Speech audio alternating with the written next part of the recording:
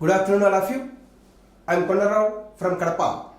మనం లాస్ట్ క్లాస్లో tournament introduction part, tournament అంటే డెఫినేషన్ ఏంటి, తర్వాత ఏ భాషా పదం నుంచి ఉద్భవించడం జరిగింది, మరి కాంపిటీషన్ అనేది ఏ భాషా పదం నుంచి ఉద్భవించడం జరిగింది, మరి కాంపిటీషన్ అనగా మీనింగ్ ఏంటి, టోర్నమెంట్ అనగా మీనింగ్ ఏంటి అనే అంశాలతో పాటు టైప్స్ ఆఫ్ టోర్నమెంట్స్ గురించి, దాని తర్వాత knockout tournament introduction part, knockout tournament definition, ఉపయోగాలు, దానివల్ల నష్టాలు అనే అంశాలను చూసినాం. దానిలో భాగంగా సీడింగ్ గురించి చెప్పి ఉన్నాం. నెక్స్ట్ ఇంకా నాకౌట్ టోర్నమెంట్స్ పిక్చర్స్ వేయ విధానాన్ని చూద్దాం. మరి నాకౌట్ టోర్నమెంట్స్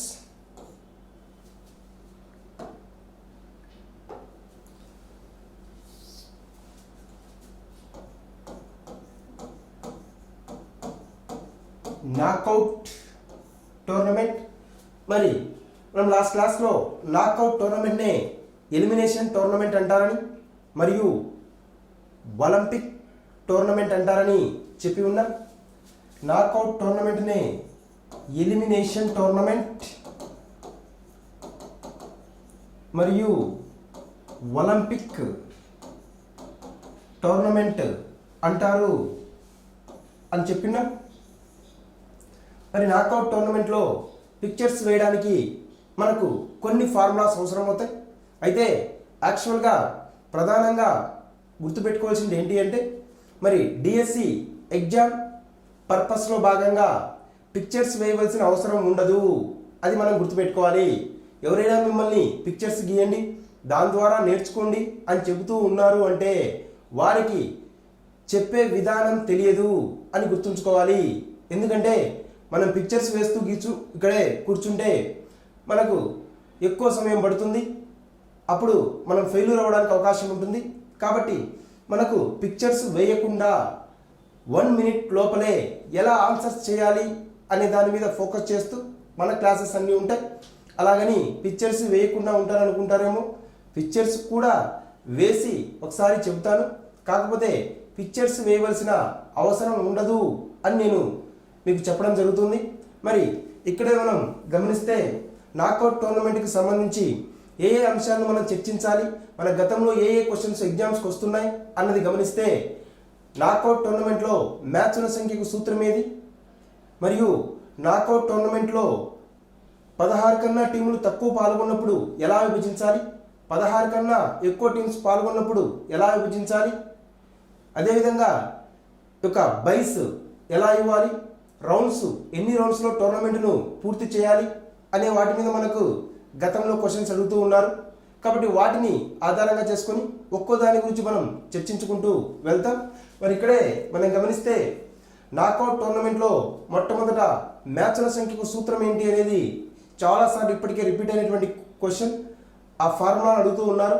కాబట్టి ఇక్కడ ఫార్ములాస్ నేర్చుకుంటే కంపల్సరీ ఒక బిట్టు మీ చేతిలో ఉన్నట్టే, ఎందుకంటే ఫార్ములాస్ని బేస్ చేసుకుని ఒక బిట్ అడుగుతున్నారు.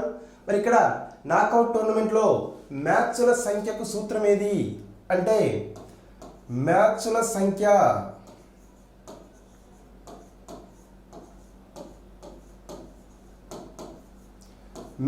సంఖ్యకు సూత్రము నాకౌట్ టోర్నమెంట్ నందు నిర్వహించు మ్యాచ్ల సంఖ్యకు సూత్రము n-1 అని గుర్తుంచుకోవాలి. n-1. మరి ఇక్కడ n అనగా టోర్నమెంట్ నందు పాల్గొన్న టీముల సంఖ్య, n అనగా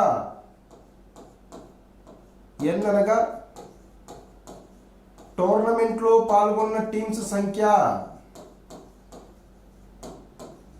టోర్నమెంట్ నందు పాల్గొన్న టీమ్స్ సంఖ్య అని గుర్తుంచుకోవాలి. టీమ్స్ సంఖ్య. కాబట్టి మ్యాచ్ల సంఖ్యకు సూత్రము n-1. మ్యాచ్ల సంఖ్యకు సూత్రం ఏది అంటే n-1.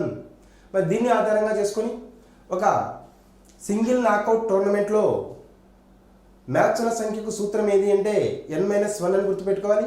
మరి నాకౌట్ టోర్నమెంట్స్లో భాగంగా ఏమేమి ఉన్నాయి, ఏ రకాలు ఉన్నాయి అన్నది కూడా మనం ఒకసారి గమనిస్తే, సింగిల్ నాకౌట్ టోర్నమెంట్ అనేటువంటిది ఒకటి ఉంటుంది, డబుల్ నాకౌట్ టోర్నమెంట్ ఉంటుంది, కన్సోలేషన్ టైప్ 1 ఉంటుంది, కన్సోలేషన్ టైప్ 2 ఉంటుంది, బెగ్నాలీ హెడ్ టోర్నమెంట్ ఉంటుంది. ఇవి నాకౌట్ టోర్నమెంట్లోని రకాలుగా మనం గుర్తుంచుకోవాలి. Single knockout tournament, single knockout tournament,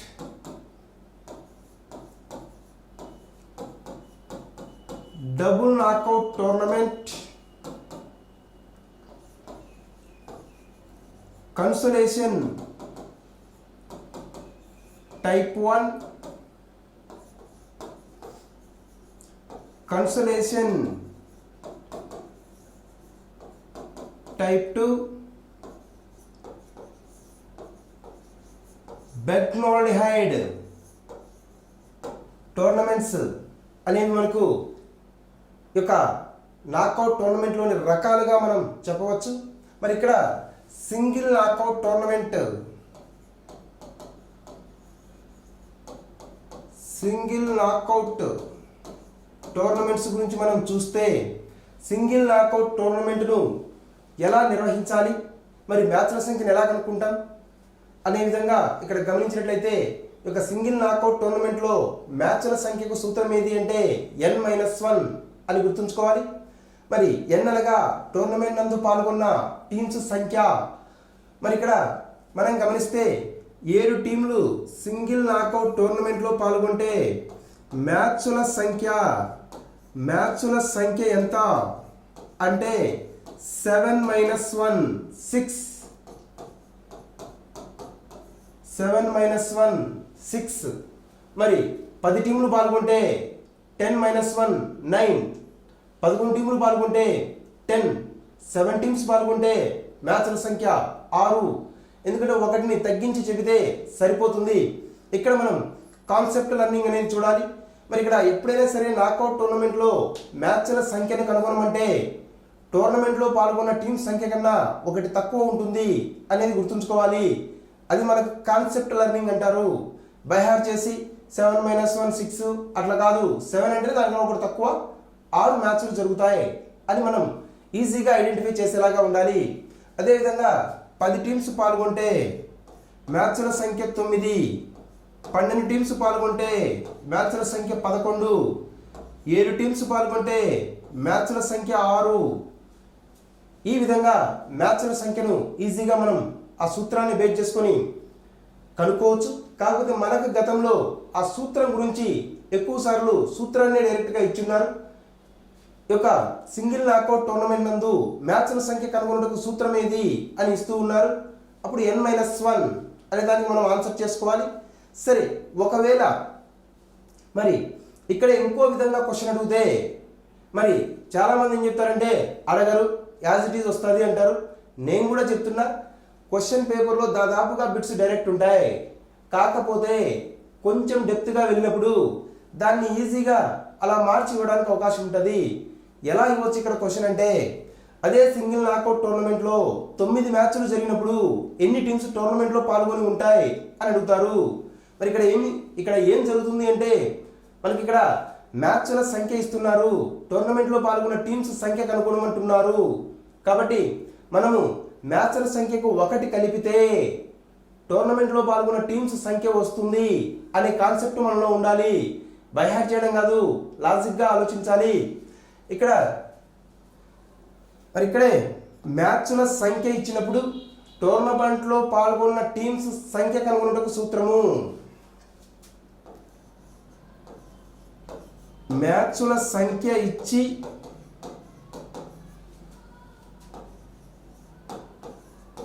tournament నందు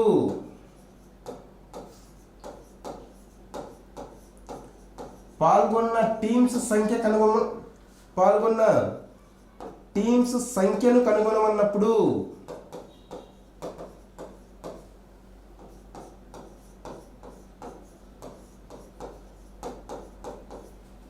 మ్యాచ్ల సంఖ్య +1 అని గుర్తుంచుకోవాలి.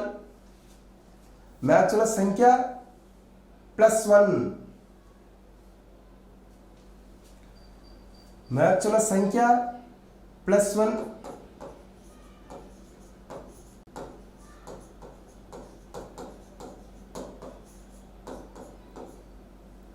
మ్యాచ్ల సంఖ్య +1, మ్యాచ్ల సంఖ్య +1 అని గుర్తుంచుకోవాలి. మరి ఇక్కడ 9 మ్యాచ్లు జరిగిన మ్యాచ్ల సంఖ్య 9 అయినా టోర్నమెంట్లో పాల్గొన్న టీమ్స్ సంఖ్య మ్యాచ్ల సంఖ్య 9 అయినప్పుడు టోర్నమెంట్లో పాల్గొన్న టీమ్స్ సంఖ్య ఎంత అని మనకు క్వశ్చన్ అడగడానికి అవకాశం ఉంటుంది. మరి ఇక్కడ మ్యాచ్ల సంఖ్య ఈక్వల్స్ టు మనకు సూత్రం n-1 అని తెలుసు. ఇప్పుడు కనుక్కోవలసింది మ్యాచ్ల టోర్నమెంట్లో పాల్గొన్న టీమ్స్ సంఖ్య కాబట్టి -1 ఇటు సైడ్కి పంపిస్తే +1 అవుతుంది. కాబట్టి n ఈక్వల్స్ టు 9+1. మ్యాచ్ల టోర్నమెంట్లో పాల్గొన్న టీమ్స్ సంఖ్య ఎంత అంటే 10. టోర్నమెంట్లో పాల్గొన్న టీమ్స్ సంఖ్య 10. ఈ విధంగా మనం ఒకవేళ రివర్స్లో క్వశ్చన్ ఇచ్చినా ఆన్సర్ చేసే విధంగా ఉండాలి. ఇప్పుడు మరి దీన్ని గమనిస్తే మనకు ఒక కాన్సెప్ట్ తెలిసింది. ఇది రాసి మళ్ళీ దాన్ని అటువైపు పంపించి అంత చేయవలసిన అవసరం ఉండదు.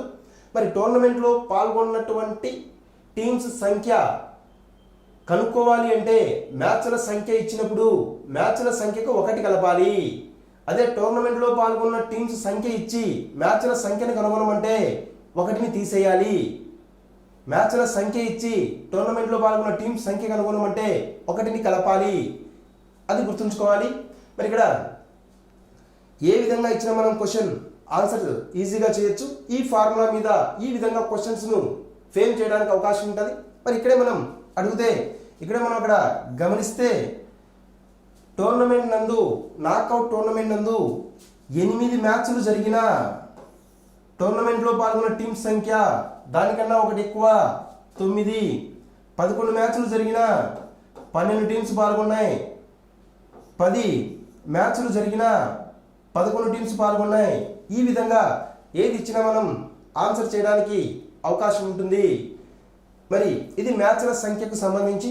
మళ్ళీ ఇక్కడ మనం గమనించినట్లయితే నాకౌట్ టోర్నమెంట్లోని రకాలను మనం గమనిస్తే single knockout, double knockout, consolation type 1, consolation type 2, బెగ్నాలిహైడ్ అటువంటి 5 రకాల టోర్నమెంట్స్ ఉన్నాయి. దానిలో భాగంగా సింగిల్ నాకౌట్ టోర్నమెంట్. మరి సింగిల్ నాకౌట్ అన్న నాకౌట్ టోర్నమెంట్ అన్న మనం అక్కడ ఏం చెప్పినామంటే ఏదైనా ఒక టీం ఓడిపోయిన వెంటనే టోర్నమెంట్ నుంచి బయటికి పంపించటను నాకౌట్ టోర్నమెంట్ అంటారని చెప్పాం. ఒకసారి ఓడిన వెంటనే బయటికి పంపిస్తే దాన్ని సింగిల్ నాకౌట్ టోర్నమెంట్ అంటారు. అదేవిధంగా మరొకసారి అవకాశం ఇచ్చి 2 సార్లు ఓడినప్పుడు బయటికి పంపిస్తే దాన్ని డబుల్ నాకౌట్ టోర్నమెంట్ అంటారు. అండ్ నెక్స్ట్ ఇంకా ఇక్కడే మనం గమనిస్తే ఒక మ్యాచ్ల సంఖ్య అనేటువంటిది కంప్లీట్ అయింది. నెక్స్ట్ ఇంకా మరి టోర్నమెంట్లో పాల్గొన్న టీమ్స్ సంఖ్య 16 కన్నా తక్కువగా ఉన్నప్పుడు ఎలా విభజించాలి అనేది మనం గమనిస్తే టోర్నమెంట్లో పాల్గొన్న టీమ్స్ సంఖ్య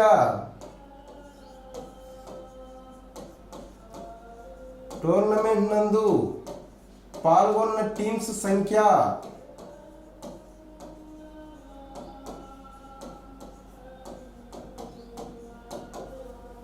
16 కన్నా తక్కువగా ఉన్న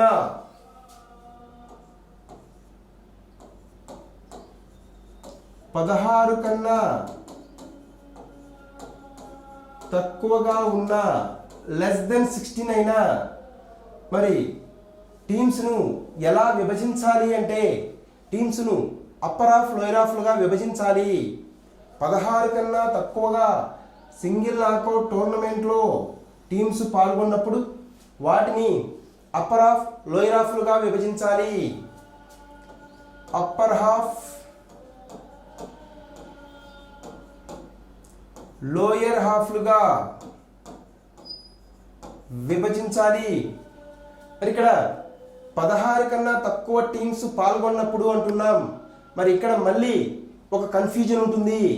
ఏంటి ఆ కన్ఫ్యూజన్ అంటే సరి సంఖ్యలో టీమ్స్ పాల్గొన్నప్పుడు ఎలా విభజించాలి, బేస్ సంఖ్యలో టీమ్స్ పాల్గొన్నప్పుడు ఎలా విభజించాలి అనేది మనం అబ్జర్వ్ చేయాలి. ఇక్కడ మనకు ఫార్ములాస్ వస్తాయి. మరి ఇక్కడ గమనిస్తే 16 కన్నా తక్కువగా టీమ్స్ టోర్నమెంట్లో పాల్గొన్నప్పుడు, సరి సంఖ్యలో టీమ్స్ పాల్గొంటే, సరి సంఖ్యలో టీమ్స్ పాల్గొనిన అప్పర్ హాఫ్లోని టీమ్స్ సంఖ్య ఎంత, లోయర్ హాఫ్లోని టీమ్స్ సంఖ్య ఎంత, ఆ టీమ్స్ సంఖ్యను కనుగొనడానికి సూత్రాలు ఏంటి అన్నది గమనిస్తే, సరి సంఖ్యలో టీమ్స్ టోర్నమెంట్లో పాల్గొన్నప్పుడు, సరి సంఖ్యలో టీమ్స్ టోర్నమెంట్లో పాల్గొన్నప్పుడు అప్పర్ హాఫ్కు సూత్రము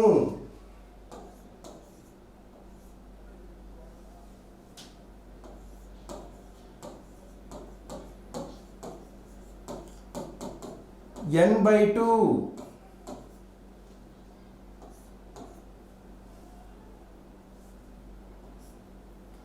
లోయర్ హాఫ్ సూత్రము లోయర్ హాఫ్లో పాల్గొన్న టీమ్స్ సంఖ్యను కనుగొనుటకు సూత్రము n/2 అని గుర్తుంచుకోవాలి.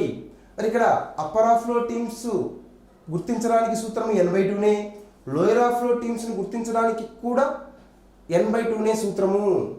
మరి ఇప్పుడు ఏదైనా ఒక ఎగ్జాంపుల్ తీసుకొని మనం గమనిస్తే, 8 టీమ్స్ సింగిల్ నాకౌట్ టోర్నమెంట్లో పాల్గొన్నప్పుడు అప్పర్ హాఫ్లోని టీమ్స్ సంఖ్య ఎంత, లోయర్ హాఫ్లోని టీమ్స్ సంఖ్య ఎంత అని క్వశ్చన్ అడగడానికి అవకాశం ఉంటుంది. ఏదో ఒక నెంబర్ ఇచ్చి ఆ యొక్క నెంబర్ ఆధారంగా చేసుకొని సరి సంఖ్య అయితే ఎలా విభజించాలి, బేస్ సంఖ్య అయితే ఎలా విభజించాలి అనేది మనం గమనిస్తున్నాం. మరి ఇచ్చిన నెంబర్ అనేటువంటిది సరి సంఖ్య అయి ఉంటే, ఇచ్చిన నెంబర్ సరి సంఖ్య అయితే అప్పర్ హాఫ్కు సూత్రం ఏంటి అంటే n/2, లోయర్ హాఫ్కు సూత్రం ఏంటి అంటే n/2. n అంటే నెంబర్ ఆఫ్ టీమ్స్, టోర్నమెంట్లో పాల్గొన్నటువంటి టీమ్స్ సంఖ్య అని గుర్తుంచుకోవాలి. మరి ఇక్కడ 8 టీమ్స్ సింగిల్ నాకౌట్ టోర్నమెంట్లో పాల్గొన్నప్పుడు అప్పర్ హాఫ్లోని టీమ్స్ సంఖ్య ఎంత, లోయర్ హాఫ్లోని టీమ్స్ సంఖ్య ఎంత అన్నది గమనిస్తే, 8 టీమ్స్ పాల్గొన్నప్పుడు అప్పర్ హాఫ్లోని టీమ్స్ సంఖ్యకు సూత్రము n/2. అనగా టోర్నమెంట్లో పాల్గొన్న టీమ్స్ సంఖ్య n కాబట్టి 8/2 తీసుకుంటే 4, 2 1ల 2 4ల 2 1s 2 4s కాబట్టి అప్పర్ హాఫ్లోని టీమ్స్ సంఖ్య 4. అదేవిధంగా లోయర్ హాఫ్లోని టీమ్స్ సంఖ్యను మనం గమనిస్తే n/2నే సూత్రము. అనగా n/2 అంటే టోర్నమెంట్లో పాల్గొన్న టీమ్స్ సంఖ్య బై 2, 8/2, 2 1ల 2 4ల కాబట్టి 4 వస్తుంది. కాబట్టి ఇక్కడ గమనిస్తే టోర్నమెంట్లో పాల్గొన్న టీమ్స్ సంఖ్య 8. మరి ఇక్కడ అప్పర్ హాఫ్లో 4 ఉన్నాయి, లోయర్ హాఫ్లో కూడా 4 ఉన్నాయి. ఆ 4 కూడితే 8 అవుతుంది. కాబట్టి సరిపోయింది. కాబట్టి సరి సంఖ్యలో టీమ్స్ పాల్గొంటే అప్పర్ హాఫ్లోని టీమ్స్ ఎన్ని, లోయర్ హాఫ్లోని టీమ్స్ ఎన్ని అని క్వశ్చన్ అడిగినప్పుడు ఈ సూత్రాల ద్వారా మనం కనుగొంటాం. అయితే మనకు దీన్ని ఆధారంగా చేసుకుని ఒక కాన్సెప్ట్ అనేది మన మైండ్లో ఉండాలి. ఏంటి ఆ కాన్సెప్ట్ అంటే, ఇక్కడ గమనిస్తే సరి సంఖ్యలో టీమ్స్ పాల్గొన్నప్పుడు అప్పర్ హాఫ్లో ఎన్ని ఉన్నాయో లోయర్ హాఫ్లో కూడా అన్ని టీమ్స్గా విభజించడం జరుగుతుంది అనేటువంటిది మనం గుర్తుంచుకోవాలి. కాబట్టి ఇక్కడ ఏదైనా సరి సంఖ్యలో టీమ్స్ టోర్నమెంట్లో పాల్గొన్నప్పుడు అప్పర్ హాఫ్లో ఎన్ని టీమ్స్ ఉంటాయో లోయర్ హాఫ్లో కూడా అన్నే టీమ్స్ ఉంటాయి అనేటువంటిది మనం గుర్తుంచుకోవాలి. కాబట్టి ఇప్పుడు మనకు ఒకవేళ 10 టీమ్స్ పాల్గొన్నప్పుడు అని లేరనుకోండి, అప్పర్ హాఫ్లో 10 సరి సంఖ్య కాబట్టి మరి దానిలో సగం అప్పర్ హాఫ్లోను సగం లోయర్ హాఫ్లోను ఉంటాయి అనేటువంటిది మనం గుర్తుంచుకోవాల్సినటువంటి కాన్సెప్ట్. కాబట్టి ఇక్కడ 10 టీమ్స్ పాల్గొన్నప్పుడు ఇంకా మనం అది చేయాల్సిన అవసరం లేదు. 10లో సగం ఎంత 5, అప్పర్ హాఫ్లో 5, లోయర్ హాఫ్లో 5 ఉంటాయి. అప్పర్ హాఫ్లోని టీమ్స్ 5, లోయర్ హాఫ్లోని టీమ్స్ 5.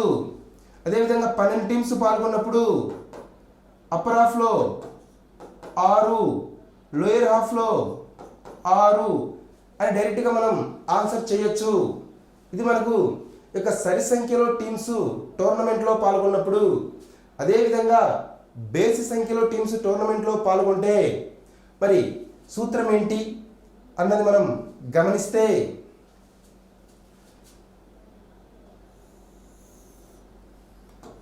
బేసి సంఖ్యలో టీమ్స్ టోర్నమెంట్లో పాల్గొన్నప్పుడు బేసి సంఖ్యలో టీమ్స్ టోర్నమెంట్లో పాల్గొన్న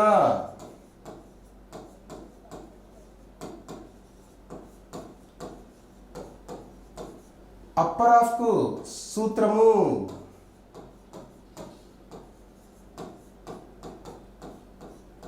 n+1/2 లోయర్ హాఫ్ కు సూత్రము n-1/2. ఇది బేసి సంఖ్యలో టీమ్స్ పాల్గొన్నప్పుడు అప్పర్ హాఫ్ లో ఎన్ని టీమ్స్ ఉంటాయి, లోయర్ హాఫ్ లో ఎన్ని టీమ్స్ ఉంటాయి, లేదా అప్పర్ హాఫ్ లో అప్పర్ హాఫ్ లోని టీమ్స్ ను ఎన్ని అని చెప్పగలము అంటే ఈ సూత్రాల ఆధారంగా మనం ఆన్సర్ చేయాలి. మరి ఇక్కడ ఒక ఎగ్జాంపుల్ తీసుకున్నట్లయితే 7 టీమ్స్ టోర్నమెంట్లో పాల్గొన్నప్పుడు మరి 7 అన్నది ఏ సంఖ్య అంటే బేసి సంఖ్య. మరి బేసి సంఖ్య అంటే ఏంటి, సరి సంఖ్య అంటే ఏంటి అంటే 2 చేత ఏ సంఖ్య అయితే నిశ్శేషంగా భాగించబడుతుందో దాన్ని సరి సంఖ్య అని, 2 చేత భాగించినప్పుడు శేషం ఎక్కడైతే 1 మిగులుతుందో దానిని బేసి సంఖ్య అని అంటారు. మనం మ్యాథ్స్ లేకపోవాల్సిన అవసరం లేదు, కాకపోతే ఆ కాన్సెప్ట్ అనేది తెలిసి ఉండాలి.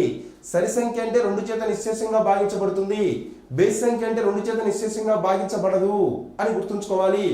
మరి ఇక్కడ 0 కూడా సరి సంఖ్యనే. 0, 2, 4, 6, 8 ఇవి సరి సంఖ్యలు. మరి బేసి సంఖ్యలు అంటే 1, 3, 5, 7 ఇవి మనకి బేసి సంఖ్యలు. మనకు 0తో పని లేదు, దాన్ని వదిలేసేయండి. మళ్ళీ సరి సంఖ్యన బేసి సంఖ్యన అని ఆలోచించద్దు, ఎందుకంటే అది అడగరు, మనం చెప్తున్నాం. కాబట్టి ఇక్కడ ఏదైతే 2 చేత నిశ్శేషంగా భాగించబడుతుందో దాన్ని సరి సంఖ్యని, భాగించబడదో దాన్ని బేసి సంఖ్య అంటున్నాం. మరి ఇక్కడ 7 అన్నది బేసి సంఖ్య కాబట్టి అప్పర్ హాఫ్ లోని టీమ్స్ కు సూత్రం ఏది అంటే అప్పర్ హాఫ్ కు 7 టీమ్స్ టోర్నమెంట్ లో పాల్గొన్నప్పుడు అప్పర్ హాఫ్ లోని టీమ్స్ సంఖ్య ఎంత, సూత్రం ప్రకారం n+1/2 అంటే 7+1/2. 7+1 8/2. 2 1 2 4 అంటే 4 టీమ్స్ అప్పర్ హాఫ్ లో ఉంటాయి. మరి లోయర్ హాఫ్ లోని టీమ్స్ సంఖ్యకు సూత్రము లోయర్ హాఫ్ లో టీమ్స్ సంఖ్యకు సూత్రము n-1/2 అంటే 7-1/2. 7 - 1 6/2. 6/2. మరి అప్పర్ హాఫ్ లో 4 టీమ్స్ ఉన్నాయి, లోయర్ హాఫ్ లో 3 టీమ్స్ ఉన్నాయి. మరి ఇక్కడ కూడా కాన్సెప్ట్ అనేది అప్లై చేసుకోవాలి, ఎందుకు అంటే తర్వాత మనకు బాగా ఉపయోగపడుతుంది. కాబట్టి ఒకసారి మనం ఇక్కడ కాన్సెప్ట్ అనే దాన్ని మనం చూడాలి. మరి ఈ యొక్క బేస్ సంఖ్యలో టీమ్స్ పాల్గొన్నప్పుడు ఎల్లప్పుడూ లోయర్ హాఫ్ కన్నా అప్పర్ హాఫ్ లో 1 టీం ఎక్కువ ఉంటుంది అనేటువంటిది కాన్సెప్ట్. కాబట్టి ఇక్కడ 7 టీమ్స్ ఉంటే అప్పర్ హాఫ్ లో 4 ఉంటే లోయర్ హాఫ్ లో 3 ఉంటాయి. 4 + 3 కూడితే 7 వస్తుంది. కాబట్టి బేస్ సంఖ్యలో టీమ్స్ పాల్గొన్నప్పుడు అప్పర్ హాఫ్ లో 1 టీం ఎక్కువగా ఉంటుంది, లోయర్ హాఫ్ లో 1 తక్కువగా ఉంటుంది అని గుర్తుంచుకోవాలి. మరి ఈ కాన్సెప్ట్ మనం గుర్తుపెట్టుకుంటే నెక్స్ట్ ఇంకా మనం దాని మీద వాళ్ళు ఎలా క్వశ్చన్ ఇచ్చినా సరే ఆన్సర్ చేయడానికి అవకాశం ఉంటుంది. కాబట్టి ఇక్కడ మనం చెప్పినటువంటి సూత్రాలు నేర్చుకోవాలి మరియు కాన్సెప్ట్ నేర్చుకోవాలి. 2 నేర్చుకుంటేనే మనం ఈజీగా వెంటనే ఆన్సర్ చేయడానికి అవకాశం ఉంటుంది. కాబట్టి ఇక్కడ కాన్సెప్ట్ నేర్చుకుంటే ఆ సూత్రాలే పని లేకుండా ఆన్సర్ చేయొచ్చు, కానీ సూత్రమే లేకపోతే ఆ కాన్సెప్టే రాదు. కాబట్టి 2 నేర్చుకోవాలి. కాబట్టి ఇక్కడ మనం ఒకసారి గమనిస్తే సరి సంఖ్యలో టీమ్స్ పాల్గొన్నప్పుడు అప్పర్ హాఫ్ లో టీమ్స్ కు సూత్రం ఏది అంటే n/2, లోయర్ హాఫ్ లో టీమ్స్ కు సూత్రం ఏది అంటే n/2 అంటున్నాం. మరి ఇక్కడ అప్పర్ హాఫ్ లో బేస్ సంఖ్యలో టీమ్స్ పాల్గొన్నప్పుడు అప్పర్ హాఫ్ లో టీమ్స్ సంఖ్యకు సూత్రం ఏది అంటే n+1/2, లోయర్ హాఫ్ లో టీమ్స్ సంఖ్యకు సూత్రం ఏది అంటే n-1/2. మరి కాన్సెప్ట్ ఏంటంటే సరి సంఖ్యలో టీమ్స్ పాల్గొన్నప్పుడు సింగిల్ నాకౌట్ టోర్నమెంట్ లో సరి సంఖ్యలో టీమ్స్ పాల్గొన్నప్పుడు అప్పర్ హాఫ్ లో ఎన్ని టీమ్స్ ఉంటాయో లోయర్ హాఫ్ లో కూడా అన్ని టీమ్స్ ఉంటాయి.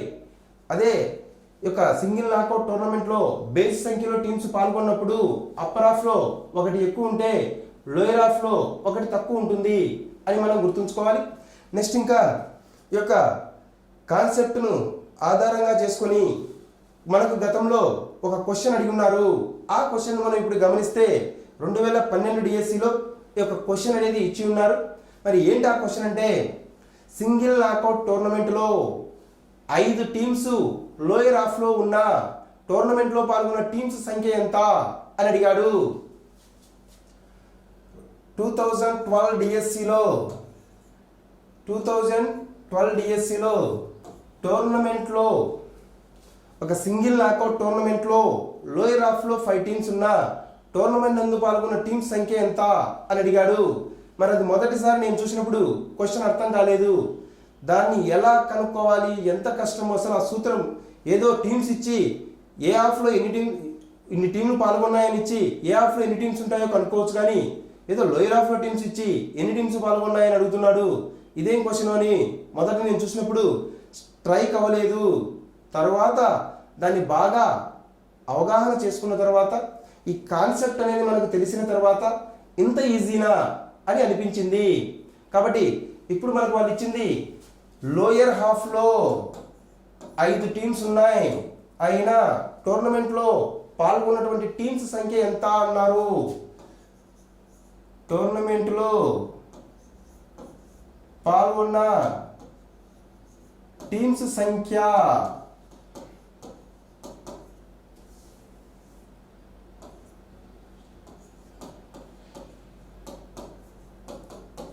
ఎంత, ఇది మనకు అడిగినటువంటి క్వశ్చన్.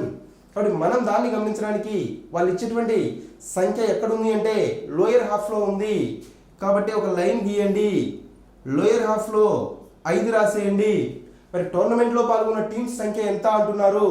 మనకి ఇప్పుడు కాన్సెప్ట్ అనేది మనకు గుర్తుకు రావాలి. ఒకవేళ ఆ టోర్నమెంట్లో పాల్గొన్న సంఖ్యలు సరి సంఖ్య అయితే మరి అప్పర్ హాఫ్లో టీమ్స్ ఎన్ని ఉంటాయి అంటే లోయర్ హాఫ్లో ఎన్ని ఉంటాయో అప్పర్ హాఫ్లో కూడా అన్నీ ఉంటాయి. కాబట్టి 5 ఉండడానికి అవకాశం ఉంటుంది. అదేవిధంగా ఒకవేళ టోర్నమెంట్లో పాల్గొన్న టీమ్స్ సంఖ్య బేసి సంఖ్య అయి ఉంటే మరి కాన్సెప్ట్ ఏంటి అంటే అప్పర్ హాఫ్లో ఒకటి ఎక్కువ ఉండాలి. అంటే ఇక్కడ 5 ఉందంటే అప్పర్ హాఫ్లో 6 ఉండాలి. అంటే ఇక్కడ అప్పర్ హాఫ్లో 5 లేదా 6 టీమ్స్ ఉండవచ్చు. ఎందుకంటే ఆ సంఖ్య ఏదో తెలియదు కాబట్టి. ఒకవేళ ఆ సంఖ్య కూడా ఇచ్చాడు అనుకోండి, బేస్ సంఖ్యనా సరి సంఖ్యనా అని ఖచ్చితంగా మనం ఆన్సర్ను చెప్పవచ్చు, 5 6 అన్నది. ఓకే, కానీ మనకు ఇప్పుడు మనం బాగా గమనిస్తే ఒక సింగిల్ నాకౌట్ టోర్నమెంట్లో లోయర్ హాఫ్లో 5 టీమ్స్ ఉన్నా టోర్నమెంట్లో పాల్గొన్న టీమ్స్ సంఖ్య ఎంత అన్నాడు. ఒకవేళ అది సరి సంఖ్య ఏంటి, ఇక్కడ కూడా 5 ఉంటుంది. బేస్ సంఖ్య ఏంటి, ఇక్కడ 6 ఉంటుంది. కాబట్టి ఆ టోర్నమెంట్లో పాల్గొన్న టీమ్స్ సంఖ్య ఉన్నది 10 అవ్వాలి, అది లేకపోతే 11 అవ్వాలి. ఏదో ఒకటే అవ్వడం జరుగుతుంది, 2 అవ్వడానికి అవకాశం ఉండదు. కాబట్టి ఆప్షన్స్లో కూడా ఏదో ఒకటే ఇచ్చి ఉంటాడు. లేదా ఇంకా టోర్నమెంట్లో పాల్గొన్న టీమ్స్ సంఖ్య బేసి సంఖ్య అయి ఉంటే సరి సంఖ్య అయి ఉంటే అని అడిగితే మనము ఇక్కడ 10 11 అనేది ఏదో ఒకటి ఉంటుంది. కానీ ఆ విధంగా అడగడు. మనకు లోయర్ హాఫ్లో 5 టీమ్స్ ఉంటే టోర్నమెంట్లో పాల్గొన్న టీమ్స్ సంఖ్య అంటాడు. కాబట్టి ఇంకా అది సరి సంఖ్య అయితే అప్పర్ హాఫ్లో కూడా 5 ఉంటాయి, బేస్ సంఖ్య అయితే అప్పర్ హాఫ్లో 6 ఉంటాయి. కాబట్టి ఉంటే 10 ఉండాలి, లేకపోతే 11 టీంలు టోర్నమెంట్లో పాల్గొని ఉండాలి. ఆప్షన్స్లో ఏదో ఒక్కటే ఉంటుంది. అక్కడ ఇచ్చినటువంటిది ఏంటి అంటే 11 అనేది ఇచ్చున్నారు. మరి అది చేయడానికి చాలామంది ఆ ఎగ్జామ్ పేపర్ చూసి బయటకు వచ్చిన తర్వాత అసలు ఏంది ఈ విధంగా క్వశ్చన్ అడిగాడు, అసలు క్వశ్చన్ ఇవ్వడమే తప్పు అన్నారు.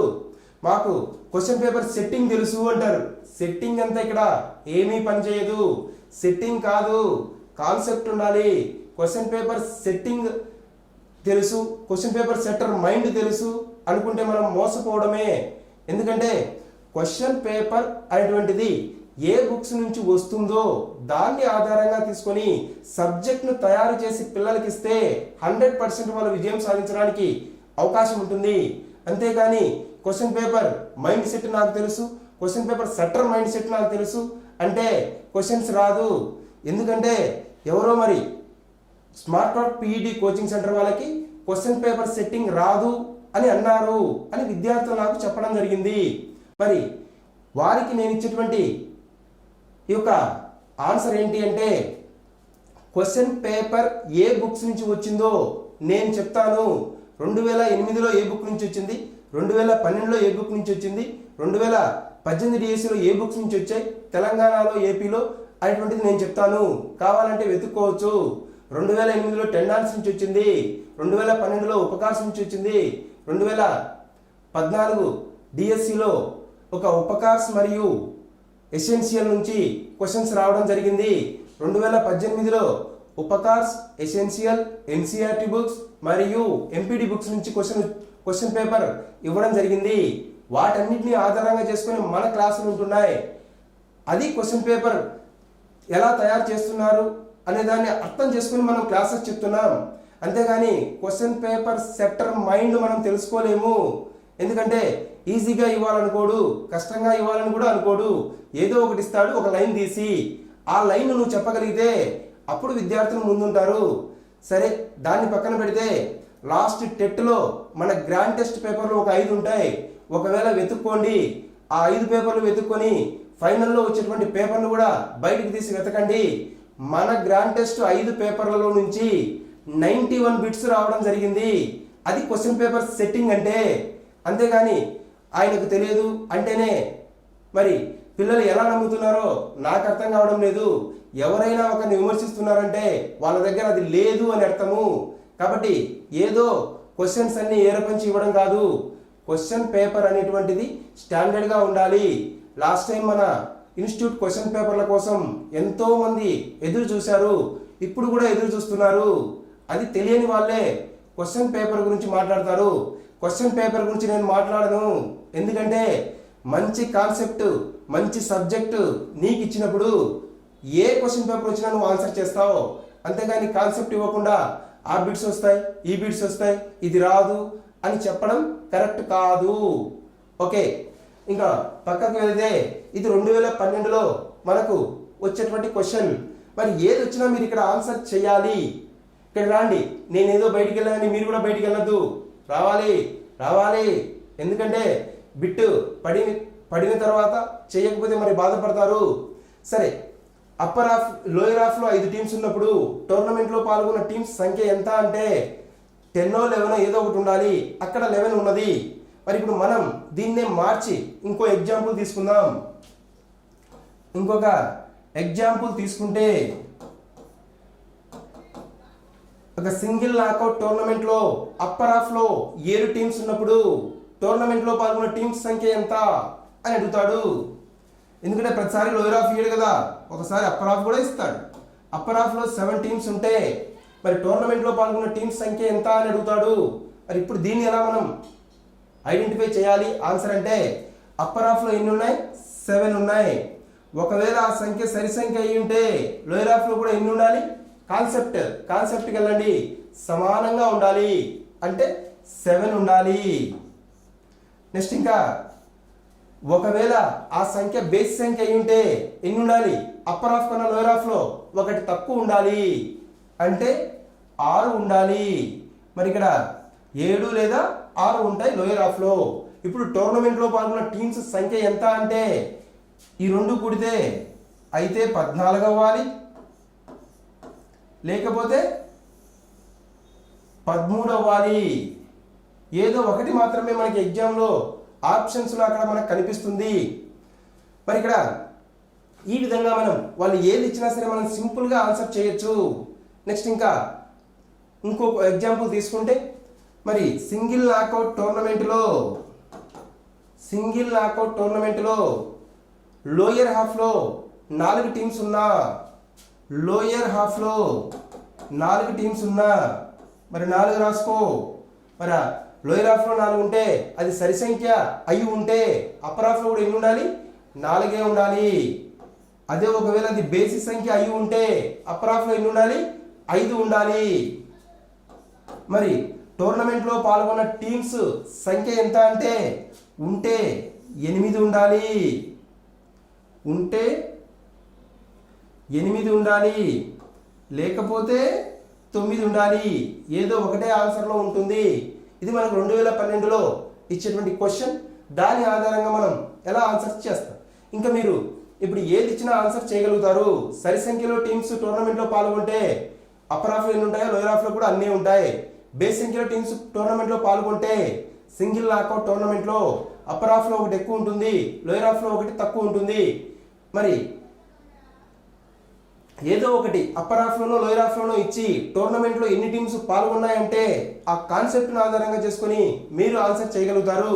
మరి ఒకవేళ ఈ క్వశ్చన్ కూడా మీరు బాగా కొంతమంది చదివిన వాళ్ళైతే ఆ క్వశ్చన్ను కనిపించి ఉంటుంది. అప్పుడు దేనిగా ఏంది ఆన్సర్ అనేసి ఆన్సర్ వెతుకొని ఉంటారు, కానీ ఎలా చేయాలో ఆలోచించుంటారు. అలా కాదు, సింపుల్గా చేయాలి. ఓకేనా? మరి ఇక్కడ మనం గమనిస్తే మరి ఇక్కడ సింగిల్ నాకౌట్ టోర్నమెంట్లో మ్యాచ్ల సంఖ్యకు సూత్రం ఏమని చెప్పాం? n-1 అని చెప్పాం. తర్వాత సరి సంఖ్యలో టీమ్స్ పాల్గొంటే అప్పర్ హాఫ్కు లోయర్ హాఫ్కు సూత్రాలను గమనిస్తే అప్పర్ హాఫ్కు n/2నే, లోయర్ హాఫ్ కూడా n/2నే అని చెప్పాం. అదే బేస్ సంఖ్యలో టీమ్స్ టోర్నమెంట్లో పాల్గొంటే అప్పర్ హాఫ్లోని టీమ్స్ సంఖ్యను కనుగొనుటకు సూత్రము n+1/2, లోయర్ హాఫ్లోని టీమ్స్ సంఖ్యను కనుగొనుటకు సూత్రము n-1/2 అనే ఒక 5 సూత్రాలు మాత్రమే ఇంతవరకు మనం నేర్చుకున్నాం.